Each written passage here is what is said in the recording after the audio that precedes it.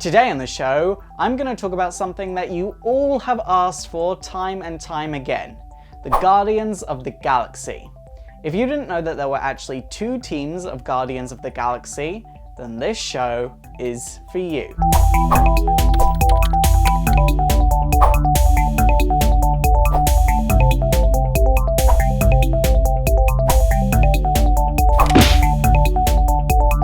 So, the Guardians of the Galaxy. This is actually the part of the show where I'd normally tell you when the Guardians of the Galaxy first appeared. But you see, both teams of the Guardians of the Galaxy are from two different timelines, and they're not exactly related to one another.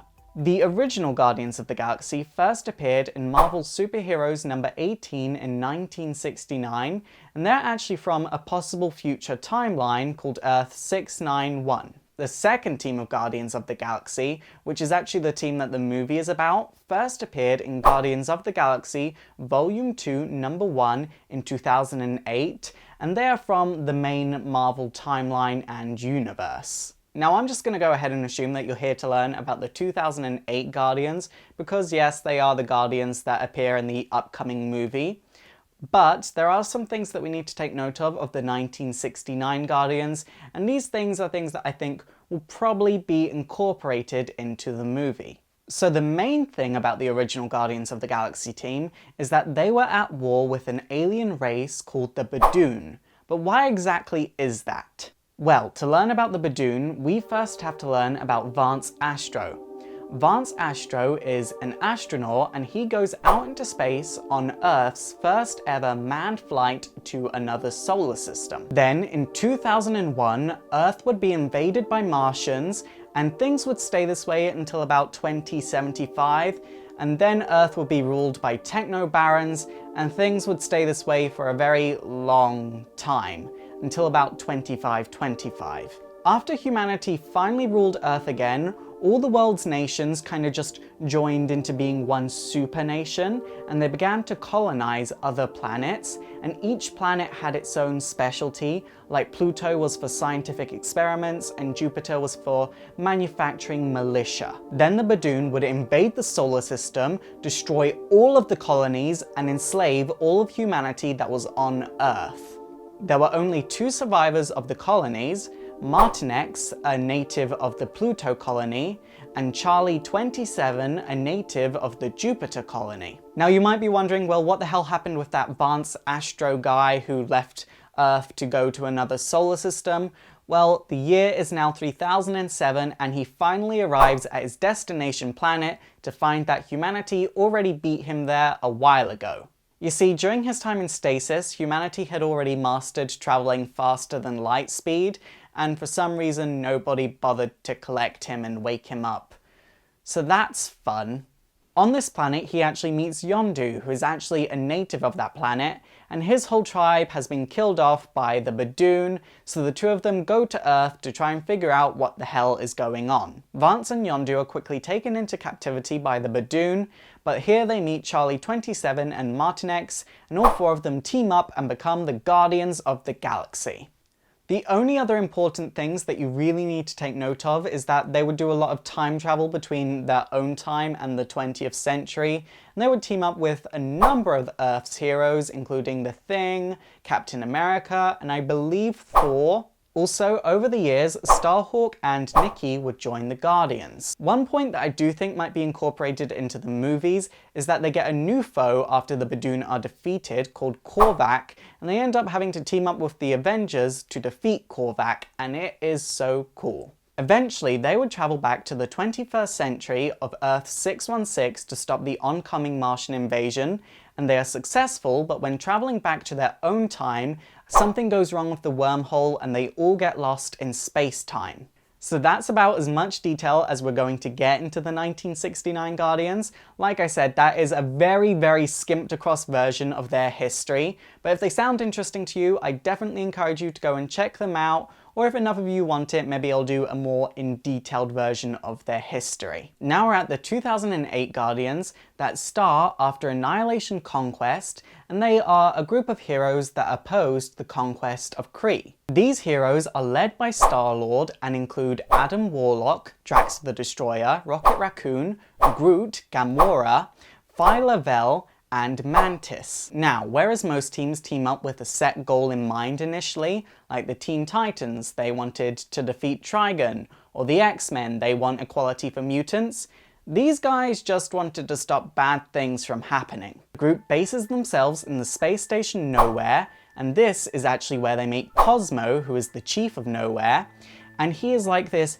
intelligent, superpowered dog that runs everything at Nowhere. It is also worth noting that Nowhere pretty much allows them to teleport anywhere in the universe, with very few exceptions. Next, after an encounter with the Universal Church of Truth, the team investigates this mass of limbo ice, and here they find Major Victory of the Guardians of the Galaxy, and this name inspires them to take this name as their own. Major Victory is indeed Vance Astro, and he's pretty much an amnesiac at this point. So I'm gonna skip forward even more to the point that I think is probably gonna be incorporated into the movie, and you're free to do your own research and judgment after this video if you want more information on the Guardians. So this guy called Thanos gets a hold of a cosmic cube, and he kills off the Elders of the Universe, which is a huge deal because those guys were granted immortality by death itself. Then Thanos goes to Mood, which is like the homeland of the Badoon. So the Guardians go to the Avengers and are like, hey, wanna stop this bad guy? And the Avengers are all like, yeah, sounds fun and groovy. So the Avengers and the Guardians go up to Thanos, and he becomes one with his cosmic cube and kills off both teams. The truth of the matter is that none of the Guardians, none of the Elders, and none of the Avengers were killed. In fact, they were all sent to the Cancerverse, which is like this alternate plane of existence where death has been defeated, so nothing can really die, but because nothing can really die, nothing can really live. And it's this whole crazy thing, but it's awesome. So while there, Tony Stark is all like, I don't think that thing is actually a cosmic cube. I think it's got a lot of defects. I can find out what those defects are. Then the Avengers and the Guardians begin to deal with one of the Elders called the Collector, and he basically promises both teams a weapon that can deactivate the cube and a way back to Earth so long as the Elders get to defeat Thanos, which obviously both teams agree to. I would really like to elaborate on this, but that is exactly what happens. The Avengers and the Guardians weaken Thanos, and he is sent into punishment by the Elders. I guess a fun thing is that after this, Iron Man ends up temporarily joining the Guardians of the Galaxy, which was a lot of fun. That's as far as we're going to cover on the Guardians of the Galaxy for two reasons.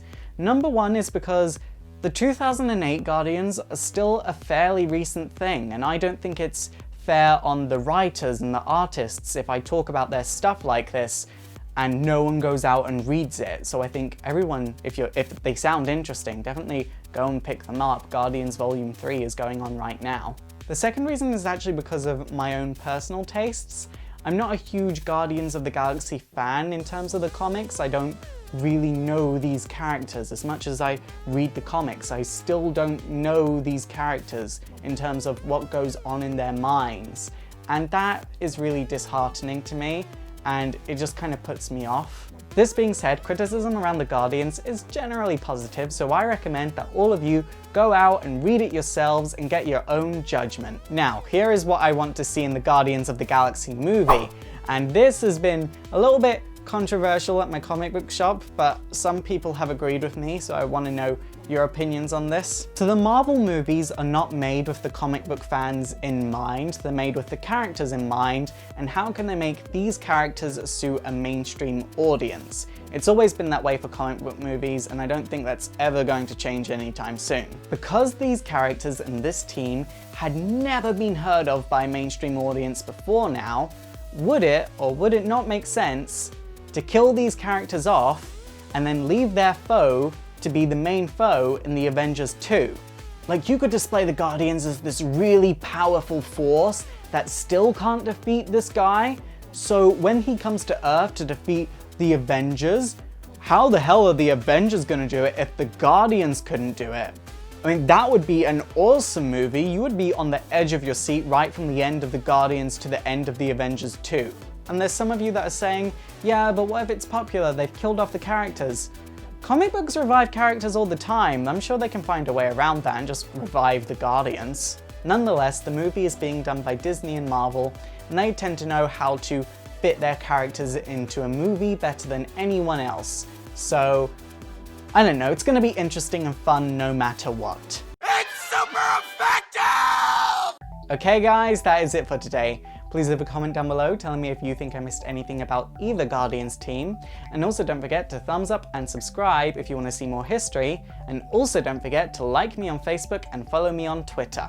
My name is Faust, this has been Exploring Comics, and it is super effective.